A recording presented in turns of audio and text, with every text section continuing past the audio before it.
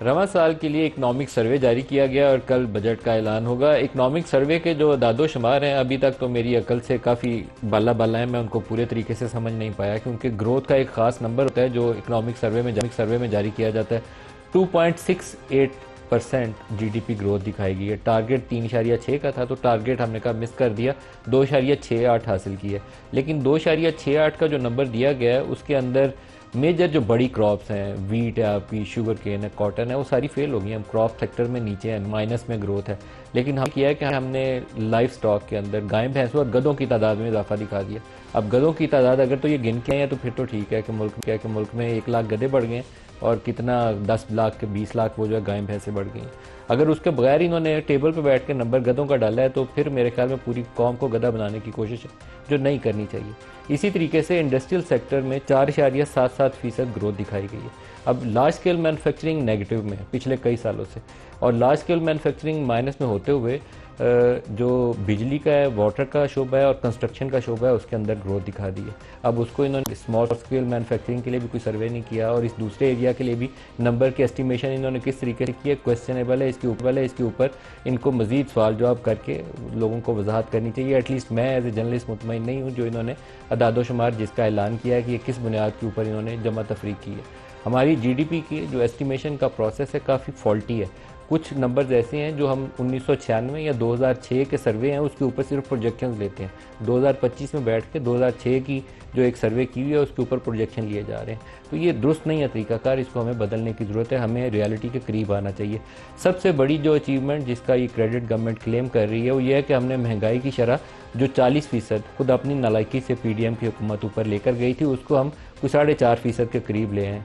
अब महंगाई की शरह में कमी आई है, उसके अंदर सबसे बड़ा जो कंट्रीब्यूटिंग फैक्टर है वो आपकी वीट की प्राइसेस हैं जो कोलैप्स कर गई हैं, और उसकी कॉस्ट कितनी बड़ी पाकिस्तान पे कर रहा है कि इस साल भी वीट नीचे चली गई और अगले साल भी सोइंग सीजन नहीं है। पूरा किसान चीखें मार रहा है कि हमने 4,000 5,000 के वादे के ऊपर वीट लगाई थी, लेकिन हमारी 2,000 पे भी किसी ने वीट उठाई नहीं।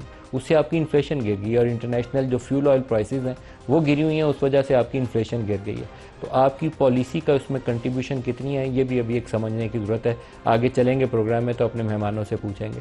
अनएम्प्लॉयमेंट, इसके ऊपर बहुत ज़्यादा जिक्र होना चाहिए था। आपकी साल के बाद, हर साल के बाद अब ग्रोथ नीचे जा रही है। पिछले 3 या 4 सालों में आप 1.5% की शरह से ग्रो कर रहे हैं, और आपकी जो पॉपुलेशन ग्रोथ रेट है वो 2.5% से ऊपर है। तो आपकी अनएम्प्लॉयमेंट यहाँ से यहाँ आ जानी चाहिए थी। जो वर्ल्ड बैंक ने एक हमारा पावर्टी के ऊपर सर्वे जारी किया है वो शो करता है कि हमारी पावर्टी को 40-45% पे पहुंच गई, और अगर डेवलप कंट्री वाला वो पैमाना हम लगाएं तो 88% पॉपुलेशन जो है वो हमारी खते गुर्बत से नीचे है। इसका आसान लफ्ज़ों में मतलब ये है कि हमने जो मिडिल क्लास थी उसको मुकम्मल तौर पर ख़त्म कर दिया, ग्रोथ एक्टिविटी को किल कर दिया हमने, और उसके बावजूद हम कोशिश कर रहे हैं कि हमारी टैक्स भी ज़्यादा आएगी, इकॉनमी को हम रोज़ी पिक्चर भी क्रिएट करेंगे, नई इंडस्ट्री भी लगेगी। कहाँ से लगेगी भैया? जो ग्रोथ के एस्टिमेट्स हैं वो आम तौर पर उसके ऊपर बहुत ज़्यादा बहस की जानी चाहिए, इसलिए कि आपने जो फ्यूचर की फोरकास्ट हैं सारी उन्हीं नंबर्स को बुनियाद बनाकर आगे जाके लेनी है। आप पॉपुलेशन का नंबर लेते हैं, साथ ग्रोथ एस्टिमेशन करते हैं, और ख़ास तौर पर पाकिस्तान जैसी इकॉनमी जिसका एग्रीकल्चर सेक्टर के ऊपर बहुत ज़्यादा इन्हिसार है, उसी एग्रीकल्चर सेक्टर के ऊपर ही अगर एस्टिमेशन बहुत फॉल्टी होगी तो फिर क्या करेंगे? इस वक्त आप लार्ज स्केल जो मैन्युफैक्चरिंग है उसको भी आप माइनस में दिखा रहे हैं, जो बड़ी क्रॉप्स हैं उसको भी आप माइनस में दिखा रहे हैं। तो इसका मतलब है कि हमारी पॉलिसी में कुछ ऐसा गलत ज़रूर था। मौसमी हालात भी होंगे, क्लाइमेट का इम्पैक्ट भी होगा एग्रीकल्चर के ऊपर, लेकिन हमारी पॉलिसीज़ में भी कुछ ऐसा दखल ज़रूर था जिसने ये तबाही की है। एलएसएम जो लार्ज स्केल मैन्युफैक्चरिंग है वो पिछले कई सालों से क्राइसिस में है। मेरा ख्याल ये था कि 1 साल 2 साल अब आपके कोरोना वाला पीरियड गुजर गया है। अब आप पोलिटिकल क्राइसिस वो जो था कि इमरान खान की हुकूमत के खिलाफ नो कॉन्फिडेंस हुई थी, तो एक वो तहरीक चल रही थी, वो भी 1 साल गुजर गया। तो उसके बाद ग्रेजुअली आपकी बहुत लो बेस है, इसको ऊपर की तरफ जाना चाहिए, लेकिन आप ऊपर की तरफ नहीं गए इसलिए कि आपकी नई इन्वेस्टमेंट ही नहीं। जो आपकी एक मेन स्टे था टेक्सटाइल सेक्टर, उसमें भी जो ग्रोथ होनी चाहिए थी वो पॉजिटिव है, लेकिन जो ग्रोथ होनी चाहिए थी वो ग्रोथ नहीं हुई। 1 साल वो स्पेशल एक फैसिलिटी दी गई थी टर्फ के नाम से, तो उस टर्फ की वजह से कुछ मशीनरी इंपोर्ट हुई, तो 1 साल में ग्रोथ नजर आई, उसके बाद वो दोबारा फ्लैट हुआ हुआ।